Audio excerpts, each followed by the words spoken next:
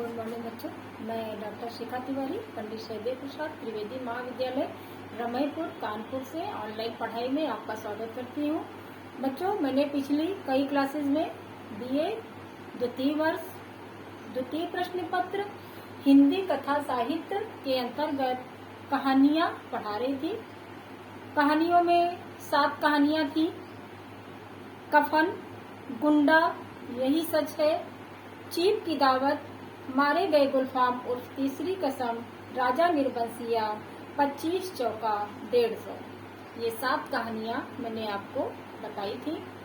आज मैं आपको आपके द्वितीय प्रश्न पत्र के पाठ्यक्रम में जो 2 उपन्यास हैं, उन 2 उपन्यासों में से एक उपन्यास राग दरबारी उपन्यास के बारे में बताऊंगी, जिसके उपन्यासकार हैं श्री लाल शुक्ल जी। श्री लाल शुक्ल जी ने राग दरबारी उपन्यास लिखा है।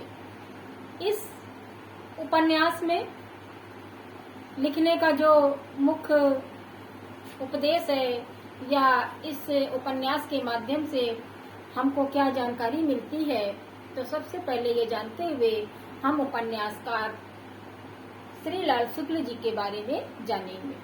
तो प्रस्तुत उपन्यास में देश के स्वतंत्र होने पर भी गांवों में व्याप्त भ्रष्टाचार, भाई भतीजावाद, दादागिरी, स्वार्थी, कपटी लोगों तथा सारे नियम कायदे कानून को ताक में रखकर शिक्षा क्षेत्र में हस्तक्षेप करने, बेईमानी से चुनाव जीतने आदि समस्याओं की तरफ पाठक का ध्यान आकर्षित किया गया है।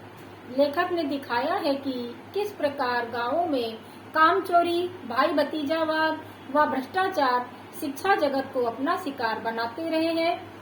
इन सभी बातों को वैद्य जी अपने दांव पेच से खेलते हैं। राजनीति रंग लाती है और सभी मोर्चों पर वे सफल हो जाते हैं। न्याय की लड़ाई में अन्याय विजय होता है।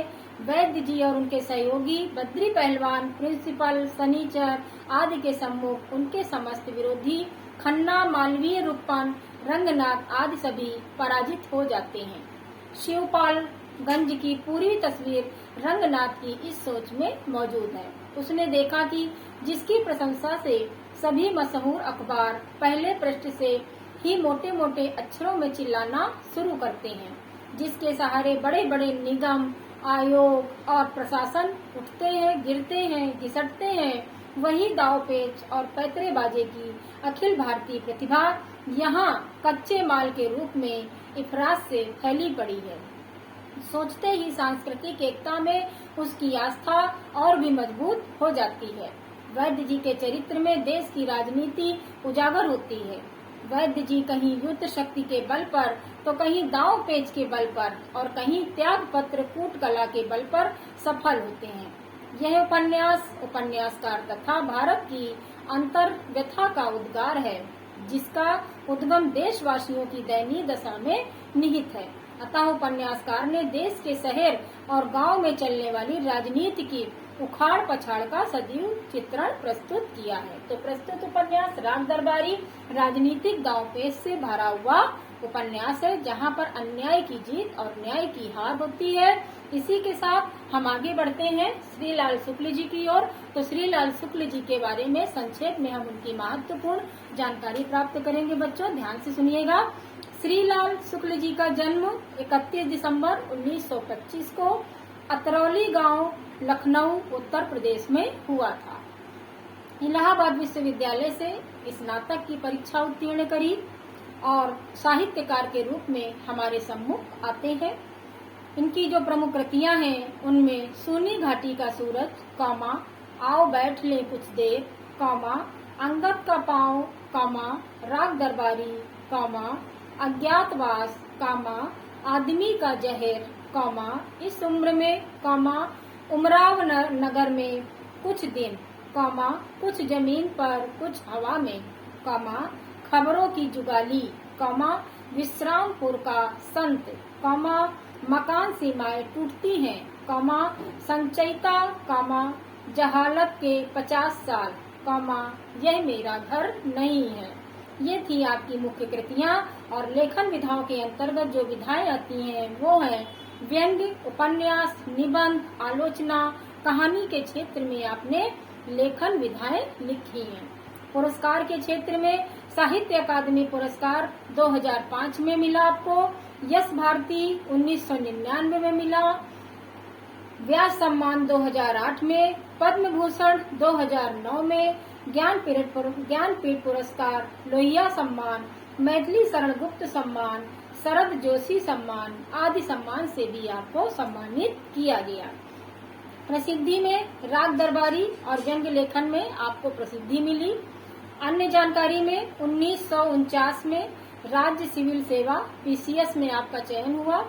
1983 में भारतीय प्रशासनिक सेवा में भी आपका चयन हुआ, जिसमें आप IAS बने, और आपकी मृत्यु 28 अक्टूबर 2011 को हुई।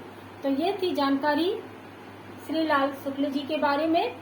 और अब हम उपन्यास की ओर आगे बढ़ते हैं। तो सर्वप्रथम हम उस उपन्यास में जिन पात्रों ने अपनी मुख्य भूमिका निभाई है उन पात्रों के बारे में संक्षेप में जानेंगे।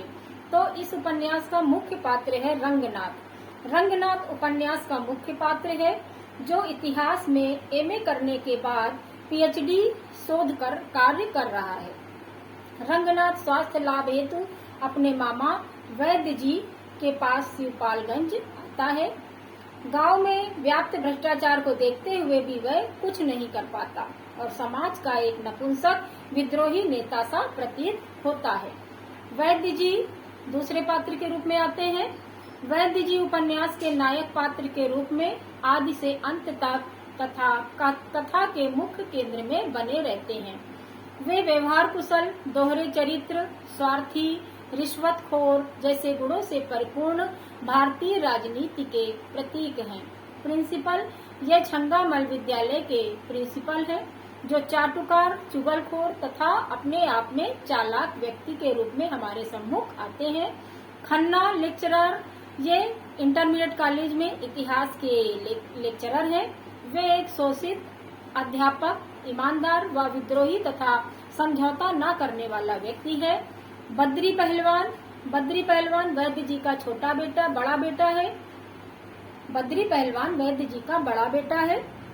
यह पहलवान मनोवृत्ति वाला तथा पिता के अन्याय में साथ देने वाला उनका दाहिना हाथ है। रुपन वैद्य जी का छोटा बेटा है। यह आज की क्रांतिकारी युवा पीढ़ी का प्रतीक है। परीक्षा में पास होने की रुचि न होने के कारण पिछले 3 वर्ष से 10वीं कक्षा में ही पढ़ रहा है। यह पात्र एक रंगीले नेता के रूप में हमारे समक्ष आता है। उपन्यास, अब आगे बढ़ते हैं। तो अब हम उपन्यास के सारांश को ध्यान से समझेंगे बच्चों। तो राग दरबारी उपन्यास श्री लाल शुक्ल जी का एक व्यंग्यपरक और राजनीतिक स्थितियों से भरा हुआ उपन्यास है। यह उपन्यास स्वतंत्रता के बाद भारत के ग्रामीण परिवेश तथा अन्य क्षेत्रों में फैले अराजकता व अव्यवस्था को व्यंग्यात्मक तरीके से उजागर करता है। राग दरबारी उपन्यास की कथा भूमि शिवपालगंज है, किंतु शुरू होती है रंगनाथ के शिवपालगंज आने से। शहर के एक किनारे पर नौजवान रंगनाथ खड़ा है। उसकी ट्रेन छूट गई है और दूसरी ट्रेन शायद है ही नहीं। रंगनाथ इतिहास विषय में MA कर चुका है और इसी विषय में शोध करना चाहता है। तो एक तरफ उसे ट्रक दिखाई देता है जिसमें बैठकर वह शिवपालगंज की ओर चल देता है। रंगनाथ के गांव की तरफ से उपन्यास की कथा का आरंभ होता है और वहां से उसके वापस शहर आने पर कथा का अंत हो जाता है। इस पूरे घटनाक्रम के बीच में है शिवपालगंज, जो हिंदुस्तान का कोई भी गांव हो सकता है। गांव में रंगनाथ के मामा रहते हैं, या कहा जाए कि उनके साथ गांव रहता है, जो कोई अतिशयोक्ति न होगी। मामा जी का नाम वैद्य जी के नाम से ही वो मशहूर हैं। वैद्य जी के 2 पुत्र हैं, बद्री पहलवान और रुपन बाबू। ये दोनों वैद्य जी की सत्ता के सच्चे अधिकारी हैं। इस कथा की परिस्थिति अगर शिवपालगंज है तो वो निश्चित रूप से छंगामल इंटरमीडिएट कॉलेज है। यह कॉलेज आजादी के बाद पहली पंचवर्षीय योजना के तहत खुलने वाले हजारों कॉलेजों का प्रतिनिधित्व करता है। गांव के सबसे दबंग तथा साक्षर परिवारों का एक नया अवतार कॉलेज प्रबंधकों के रूप में सामने आता है। इनका मुख्य योगदान सरकार द्वारा प्रदत्त वित्तीय फंड का गबन करना था। वैद्य जी छंगामल विद्यालय के प्रबंधक हैं। इस कॉलेज के प्रिंसिपल साहब सीधे तौर पर उस नाटक के मुख्य पात्र हैं जो छंगामल कॉलेज रूपी रंगमंच पर अक्सर खेला जाता है। प्रिंसिपल साहब कॉलेज के अध्यापकों को अपनी खेती समझते हैं, लेकिन खन्ना मास्टर जैसे लोग कभी कभार इस बात का विरोध भी करते हैं। इस राजनीति में गांव का एक दूसरा गुट आकार ले लेता है, जिसका नायक है रामाधीन भीखम खेड़वी। इसके अलावा सनीचर, लंगड़, दयादीन, वैद्यनाथ आदि इस उपन्यास को सघनता प्रदान करते हैं। ये भी अन्य पात्रों के रूप में आते हैं। उपन्यास में बेला रूपन प्रसंग ठीक ठाक जगह घेरता है और उसका अंत वैसा ही होता है जैसा हिंदी कथा साहित्य में होता आया है। इस देश में राष्ट्रवाद से अधिक ताकतवर व्यक्तिवाद नहीं है, बल्कि जातिवाद है। बेला अपनी जाति में लौट जाती है और रूपन बाबू अपनी जाति में। इस प्रसंग में वैद्य जी प्रगतिशील भूमिका में है, लेकिन जिस कारण से वह ऐसा कर रहे हैं वो उसे गयाधीन समझ जाते हैं और सब लोग अपने अपने खोल में घुस जाते हैं। कथानक फिर छंगामल कॉलेज की ओर लौट आता है। खन्ना मास्टर मालवीय जी अंततः प्रिंसिपल साहब के सामने परास्त होते हैं। वैद्य जी ने सनीचर को प्रधान बनवा दिया और कोऑपरेटिव के घोटाले को रफा दफा करवा दिया। बेला का प्रेम बाद में बद्री पहलवान के साथ चला, लेकिन वह भी उसी निष्कर्ष पर पहुंचा जहां रूपन ने गोपनीय ढंग से छोड़ा था। बद्री बाबू छंगामल इंटर कॉलेज के नए प्रबंधक नियुक्त हो गए। कॉलेज धीरे धीरे लुच्चों का अड्डा बनता चला गया। प्रिंसिपल साहब को अपना पद बचाने में महारत हासिल थी। जिस स्वास्थ्य लाभ के लिए रंगनाथ शहर से शिवपालगंज आया था, वह वैद्य जी के शब्दों में ठीक हो चुका था। रंगनाथ वापस विश्वविद्यालय आना चाहते थे ताकि रिसर्च शुरू कर सकें। छंगामल इंटर कॉलेज के प्रिंसिपल ने उन्हें लेक्चरार पद देना चाहा, लेकिन रंगनाथ ने यहाँ पढ़ाना अपना घोर अपमान समझा और प्रिंसिपल महोदय को ओछी निगाह से देखते हुए प्रस्ताव को अस्वीकार कर दिया। प्रिंसिपल ने अपने जीवनानुभव से रंगनाथ को गधा समझा और इस प्रकार उपन्यास पूरा होता है। राग दरबारी आजादी के बाद स्थापित हुई व्यवस्था में ग्राम्य जीवन की समीक्षा है, जो 35 परिच्छेदों में विभाजित है। बच्चों, यह उपन्यास आपका 35 परिच्छेदों में विभक्त है। 1947 के बाद उत्तर भारत के गांवों में जन्मी विसंगतियों को इस उपन्यास में समेटने का प्रयास किया गया है। यह उपन्यास स्वतंत्रोत्तर भारतीय ग्रामीण जीवन और राजनीति का जीता जागता दर्पण है, जो यथार्थ को ही नहीं दिखाता बल्कि सभ्यता की समीक्षा भी करता चलता है। उपन्यास में आदर्शवाद और यथार्थवाद के बीच खींचतान को दिखाया गया है। शहर का पढ़ा लिखा नौजवान जब किताबी आदर्शों को लेकर गांव पहुंचता है तो उसे हर एक संस्था भ्रष्ट लगती है, जो हर समय यही कोशिश करता है कि कैसे इस व्यवस्था को सुधारा जाए। नौजवान ने जब देखा कि अन्याय के खिलाफ लड़ने वालों का पलड़ा कमजोर हो रहा है तो उसने उन लोगों की तरफ से आवाज उठाने की कोशिश भी की और उन्हें अप्रत्यक्ष रूप से बेईमानी के विरुद्ध लड़ते रहने के लिए उकसाया भी। इतना सब करने के बाद भी जब उसकी कोशिशों का कोई परिणाम नहीं निकलता तो वह हार मान लेता है और गांव छोड़कर वापस जाने का फैसला कर लेता है।